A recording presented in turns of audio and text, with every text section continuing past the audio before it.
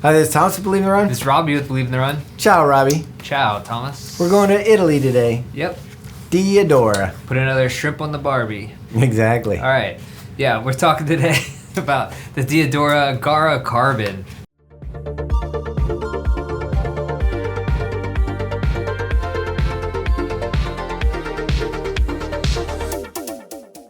Thomas, what does Gara mean in Italian? I believe it's competition, Robbie. I think you're right, because we just Googled it. Yeah, and then carbon means...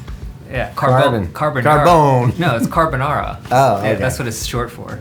But the exciting... actually carbonara inside the shoe. Well, you carb up with it. Yeah. Anyway, this is exciting because it's a brand that we have always liked the style, but sometimes the performance was lacking a little bit in their shoes. This one was a total shocker. Yeah, as you will find out. And for sure, I mean, how many times do you see me wearing the Diadora V7000, the Adamo? All the time. I probably wear it more than any other shoe, right? You do.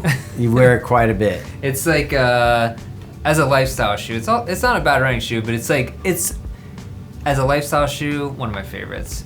Love the design. I mean, when we posted photos of the shoe to Instagram, I feel like people were like, that's a great looking race day shoe. Mm-hmm. And I agree. Now, do we want to talk about the look some more, or should we start talking about the shoe? I think because this one's so based in performance, we should talk about the performance. But Robbie says it right here on the shoe. Mm-hmm. It says Matryx, and I didn't know what that meant, but you did. Yeah, so Matryx, it's a proprietary kind of upper material, or just material in general. It's used in a lot of like soccer/football cleats, some more footwear that needs more durability, I would say. You'll see it in some trail shoes, like the Hoka Speed Goat Evo had it. Some Merrell shoes also have it in the trail shoes. So it's a fiber that's kind of like woven to be more resistant to, yeah, like I said, abrasion, wear, but it also offers like great breathability and flexibility. So that's what I noticed about it. The shoe. Even though it doesn't look like this toe would breathe very well, I felt like the shoe breathes quite well. Mm-hmm. The upper fit really nice. It's got a couple things in here that I like. It doesn't have a gusseted tongue, Robbie, but what it does have is this double lace garage thing here. Yeah. Isn't that what it's called? Lace? Well, technically a garage is where if you tuck the laces into it, but I just call them like lace loops. Yeah, it's not a lace garage. I'm dumb. It's lace loops here up on the top that the laces go under, keeps the tongue in place.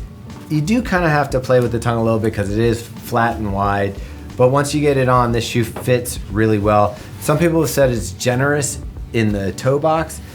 I feel like there's some wrinkling. You can see it on my shoes, but I didn't feel like it was generous. I don't like a lot of room in the front of my shoe. I thought it fit very nicely. Yeah, I think when you first put it on, it feels like that could be, like you said, because of the wrinkling part that you mentioned, but on the run, it's just the right lockdown, especially in the midfoot and the heel section, so that there's no real movement in the toe box. I had no issues with it. In fact, I really love the upper fit on this shoe. Yeah, and I don't know why everybody's not behind this. The laces are right. It's the laces with the little knobbies on it that stay tied. They feel nice. It's easy to do any of your knots with it. It's just good laces. This is just the right laces for race day. The right tool for the job. There you go. I appreciate the little dots in the back, which do you know the code is? You decoded it for me, which is kind of, I think it's pretty clever. I like it. So why don't you tell the audience if they haven't figured it out? All right. I do happen to spend a lot of time doing graphic design and stuff like that, so it caught my eye. It's actually the Diadora logo without the line. So if you take away all the lines in the name Diadora, I don't even see Diadora written on here. It's on the insole. Oh, there we go. So it's basically... Oh, taped in. I just ripped that sucker out. There we go. That's all right. Very thin. Yeah. If you take that logo and you got rid of all the lines and the other stuff, there you go. You get these little dots. It's basically seeds, not stems. Yeah. Take the stems off. There you go. So, and as you can see, the mid insole was glued in. So yeah, it was being the major modifier there. So anyways, so let's move on to the midsole since we got the upper fit covered. And last thing about the upper, I felt like I could have used an extra eyelet here just in case you wanted that extra heel lockdown. Another one of our reviewers mentioned that. And especially because, dude, punch another eyelet saves the weight. You get an extra option in there. Just put it in there. And I think that there's a lot of people that like to do the runner's loop and have that extra lockdown. So yeah, that is a good point. But other than that, pretty great upper all around. Nice padding throughout the heel collar. By the way, which I like, because in a lot of race day shoes now, you kind of sacrifice that padding for more, I don't know, just not you have a couple pillows, but that's it. Robbie, I'm going to lose my mind if we can't talk about the Anima PBX. I want to see. Someone bet me how long we can keep talking about the upper. Okay, yeah. All right, let's move down to the midsole. All right, here's something that's exciting. I do feel like the democratization of race day shoes is here. We're seeing from several brands shoes that definitely can be lined up, and you don't have to feel like you're behind. Yeah. You know, the big guys anymore. And the PBA in this shoe, they call it Anima PBX. Anima PBX. Yeah. But it's PBA. I feel like we explained this like 20 times, but there's like name brand PBX, it's like Kleenex and then tissue. So it's the same exact thing. It's just their version of the PBX foam. Energy return, light, bouncy, the stuff you need for a full race. It does the trick. The carbon fiber plate in it does the trick. I actually felt like this one had a really nice toe-off sensation. I don't know. What do you think? Yeah, I felt the same. I mean, I didn't think it was as snappy as, say, something like the A6 Metaspeed Edge, or even some of the more rockered options like Solomon, Phantasm, or the like Hoka Rocket X2. So if you like that super aggressive feel, it's not the same. But again, like you said, that bouncy feel with the plate. By the way, the plate, they sourced it from the same like carbon fiber that Ducati motorcycles use. I like how you said Ducati. Is that? I just call it Ducati. I think, is that the Italian way to say it? I feel like Ducati. Ducati. Probably. Ducati. I think you're thinking of Tatanka. Yeah. So anyways, and as far as midsole, you get that same kind of stack height that you're looking at in other race day shoes. For some reason, we couldn't get the actual stack height measurements from Diadora, but I mean, if you look at it, I don't think it has as high a drop as you would think. I think this is probably, I'm guessing here, it's a 5mm drop. I'm gonna guess I was gonna say 5mm. Okay. Were you actually? I know that it is that. I was gonna say 4mm, but that's close enough. Sorry. Yeah, I know the drop, don't know the stack height. Whatever. All right, perfect. But it's definitely in that upper 30s range, mid 30s in the forefoot. So yeah, on the run, I mean, I was surprised. Like you said, we've had Diadora before. We've run in them, and it's been a mixed bag. It's been fine, and we always hear these promises. Oh, this is gonna compete with these shoes. This is gonna stack up to this. Well, in the past, a lot of Diadora shoes are heavy. Their foams were a little bit behind. True. The style was there, but just the performance wasn't there. This one, and we didn't even mention the outsole. Look how much rubber is on this guy. You've got traction. You've got everything you need in a race day shoe. And at the same time we're testing these, I was testing the Endorphin Pro 4 from Saucony, testing out the New Balance SC Elite V4. All these different shoes. You mentioned a couple other ones that are in there, and they all are right in that general area, right in that little bit over 8 ounces. The foam is right, the PBA is there. It's just coming down to tuning now and branding. So like if you like the way that Saucony's is colored and you want that one for race day, you've got that. If you like the New Balance version, you've got that. They all are just going to be tweaked a little bit on the way that the plate is laid into the shoe, how close it is or far away from the foot it is. I mean, we had, like I was telling you, a friend of ours, he was DMing me about what shoes he's trying to wear for the Tokyo Marathon. He's saying, I can't decide between the Hoka Rocket X2, the Alphafly, this shoe. And I was like, dude, just pick one. Like, stop flip-flopping back and forth. It's not gonna, when it comes to race day, you're either gonna do it or not. Like, and at this point, all these shoes, although it's gonna depend on your individualized preference, but they're all gonna provide that same performance. I think the performance is there. What you're gonna find the difference now is just where the plate hits, the way that the rocker is in the shoe. You mentioned the Rocket X2. That one has a little more of a forward leaning, like toe off that just kind of is a little more intense. I think the Pro V4 or the Pro 4 from Saucony, that one has a little more of an aggressive toe off, where the New Balance is a little less aggressive. in that feeling. So it's really going to come down to the fine tuning of how your foot strikes and how you take off and what you want out of the shoe.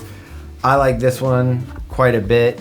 The only thing I would say is maybe like a little more drop in the shoe, but at the same time, that's right around where the Alpha Fly is, and that's a shoe that I love the way that one rolls. Yeah, personally, I felt like it was maybe a little on the softer side for me.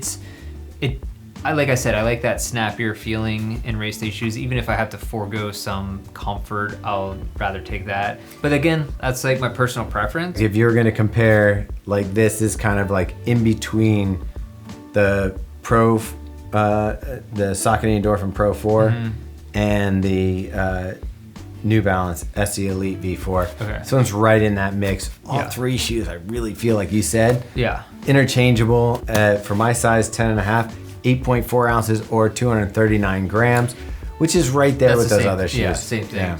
Now, I will say the differentiating factor with this shoe and the other shoes is the price. Yeah. So it's $300. It's a lot of money. Like, it's like even when we're talking about $250 race day shoes, that's a lot of money. $300, that's more. It is more. Quick math.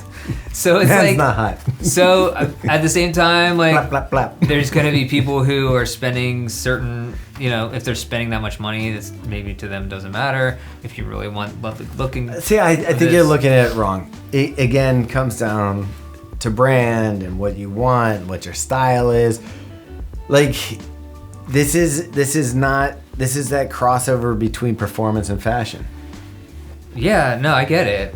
I'm just saying, if you're gonna, but if that's important to you, then that's important to you. Right. You'll pay for it. Now, there is a little bit of confusion because Diadora does make some of their shoes in Italy. This one is not made in Italy. Designed in Italy. Designed, yeah. But again, they do use a lot of those premium materials that you don't see on other race day shoes. The Matryx upper is usually a premium upper that bumps up the price automatically. Ducati Carbon. Carbon fiber plate, the PBX. So if you're talking about that premium shoe with all the elements coming together, then that is this shoe. Also, people used to talk about the race day shoes being good for like one marathon or 200 miles or something like that. I really believe that this shoe, not only could you get multiple races out of it, and all the shoes nowadays, that they become the training partner. So say that I did run my one marathon in this, then I start using this as a training shoe for my next marathon and maybe get a new pair for the following marathon. And that's the nice thing, if you do convert this to a training shoe, like I said, this Matryx upper, that's not getting worn out, that's not busting down. So some of the race day uppers are a little bit, I would say, on the thinner side of things. This one is thin and breathable, but it's also super durable, so you're getting that. All right, Robbie, what do you give the shoe? I give the shoe a green for sure. It's a great race day shoe, speed workout, tempo, whatever. Honestly, the other thing we didn't talk about, even if you're running just, some race day shoes work, if you're running slower, they work better, or they still work, whereas some you just are only race day shoes. I feel like you can kind of wear this for anything. Yeah. Do you want to hear what I'm going to give it? Nope. Okay. Yeah. Verdi. Thanks. Oh, that's Italian for green. Yes. All right. I think so anyway. There's a restaurant in town called that. It's definitely Spanish for green, but I think it's cross. Let's hope it translates. Cross-cultural. Diadora surprised us with this one. The fact that they have been behind on product, on like materials, everything like that. This one is right up there with the best of them. Like, you've got a good race day shoe here. And green for me falls right in there. All right. All right, so that's it, Robbie. We're so close to 100,000 subscribers. Yeah, I want that there. silver play button. Yeah, maybe I don't know how to. It's been going quick. It's been going quick. Maybe hopefully by midsummer. Dude, I think it's in the next week or two. All right, we'll see. All right. I look at the metrics. So you look at it. I look at the weekly/monthly. You check it out. Right. I was surprised last week how All right. We need your help. Go ahead, subscribe, like this video. Robbie, I was telling in the last review with Megan, I was telling about subscribing to our email, because one of my favorite things is not just that you find out all the things that we're doing that week, is that you write a little like, what would you call it? Commentary? Editorial? I don't know. It's like, you know how, do you remember Sports Illustrated used to have on the last page, like a kind of final thing? That's what I would kind of, it's hard to say. I didn't know that. It's like a, an observational type thing. I think you could call it editorial. Editorial. Anyway, sign up for the email. It's more clear than we're making it. Yeah, and then also check out the Drop podcast, Fuel for the Soul podcast. Anything else, Robbie? I don't think so. Just thanks for watching. Yeah. All right.